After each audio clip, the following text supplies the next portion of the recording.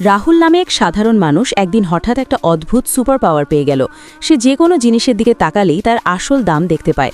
সে ভাবল এই ক্ষমতা দিয়ে সে অনেক টাকা উপার্জন করবে। একদিন সে বিজয় বাবুর পুরনো জিনিসের দোকানে দাঁড়িয়েছিল। ঠিক তখনই দুজন কাস্টমার দোকানে ঢুকল।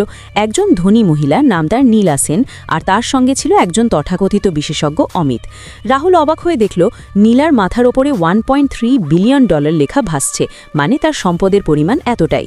সেই সময় অমিত নীলাকে একটা পেইন্টিং দেখাচ্ছিল। সে বলল এই ছবিটা নাকি 600 বছর পুরনো, আর নীলার দাদুর জন্মদিনের উপহার হিসাবে এটা একদম পারফেক্ট হবে।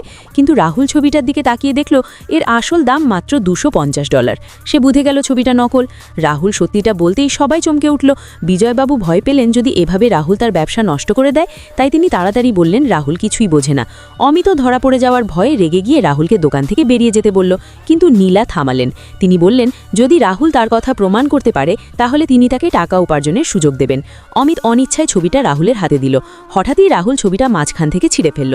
সবাই ভাবল সে পাগল হয়ে গেছে। তখন রাহুল নীলাকে কাগজটা ছুঁয়ে দেখতে বলল।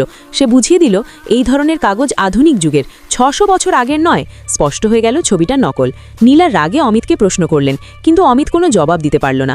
নিজের অপমান ঢাকতে অমিত রাহুলকে চ্যালেঞ্জ করল। সে বলল তারা দুজন দোকান থেকে একটি করে জিনিস বেছে নেবে। যার জিনিসের দাম বেশি হবে সে জিতবে, আর হেরে যাওয়া মানুষকে সবার সামনে ক্ষমা চাইতে হবে। রাহুল রাজি হয়ে গেল এবং দোকানের ভেতর খুঁজতে লাগল। কিছুক্ষণ পর সে একটি মাটির মূর্তি খুঁজে পেল, যার ওপর সে দেখল $20 মিলিয়ন লেখা। সে সেটাই বেছে নিল। কিন্তু যখন সে সবাইকে দেখালো, অমিত হেসে বলল এটা তো একদম সস্তা আর নকল জিনিস। বিজয়বাবুও চিন্তিত মুখে তাকিয়ে রইলেন। কেউই রাহুলকে বিশ্বাস করছিল না। তখন রাহুল শান্তভাবে মাটির মূর্তিটা মাটিতে আছাড় মেরে ভেঙে ফেলল। সবাই হতবাক হয়ে গেল। পরের মুহূর্তেই ভাঙা মাটির ভেতর থেকে বেরিয়ে এলো উঁচু মানের জেড পাথরে তৈরি আরেকটি সুন্দর মূর্তি। বাজার দর অনুযায়ী সেই জেড মূর্তির দাম কমপক্ষে $20 মিলিয়ন। নীলা বুঝতে পারলেন রাহুলের ক্ষমতা সত্যি, আর অমিত লজ্জায় মাথা নিচু করে ফেলল।